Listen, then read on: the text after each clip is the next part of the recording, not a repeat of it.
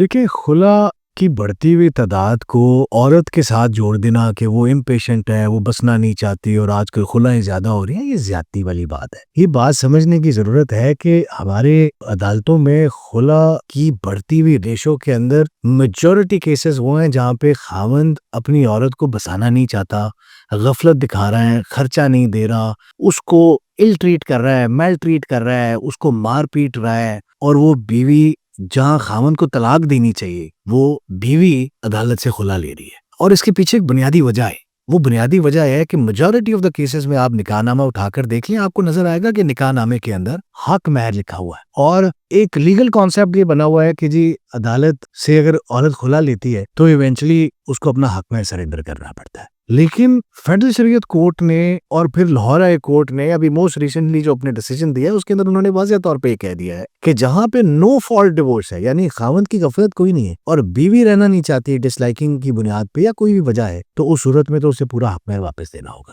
لیکن اگر ایسی صورت آ جائے کہ جہاں پہ بیوی یہ کہہ رہی ہے کہ بھئی میرا خاوند مجھے مار پیٹ کر رہا ہے، وہ میری جو نیسیسٹیز ہیں، جو میری شرعی حقوق ہیں، وہ مجھے پورے نہیں کر رہا، مجھے میل ٹریٹ کر رہا ہے، مجھے خرچہ نہیں دے رہا ہے، تو ایسی صورت میں اس عورت کا یہ مکمل رائٹ بن جاتا ہے اس خاتون کا کہ وہ عدالت سے اگر خلا لے تو اسے حق مہر ریٹین کرنا۔ اور اب ہماری عدالتوں نے یہ کہہ دیا ہے کہ عورت کو خلا کا حق اور ساتھ حق مہر کا حق بھی دینا چاہیے۔ یہ لاہور ہائی کورٹ کی most recent judgement Asif Mahmood case کے اندر خاتون نے عدالت سے یہ کہا کہ مجھے میرا خاوند جو ہے وہ مار پیٹ کرتا ہے، خرچہ نہیں دے رہا اور طلاق بھی نہیں دے رہا۔ اس نے عدالت سے خلا کا کیس کیا تو خاوند نے کہا کہ بھی جب خلا لے رہی ہے تو حق مہر کیوں؟ تو اس پہ جو ڈیفرڈ ڈاور لکھا ہوا تھا انہوں نے کہا جی کہ یہ نہیں بنتا۔ تو عدالت نے جب اس کی پوری ایویڈنس دیکھی، انہوں نے کہا بھی مار پیٹ ہے، ایڈمٹ ہو رہی ہے، خرچہ ہے، غفلت ہے، آن ریکارڈ آ رہی ہے، تو ایسی صورت میں وائف کو خلا کے ساتھ ساتھ اس کا مکمل حق مہر ملنا چاہیے۔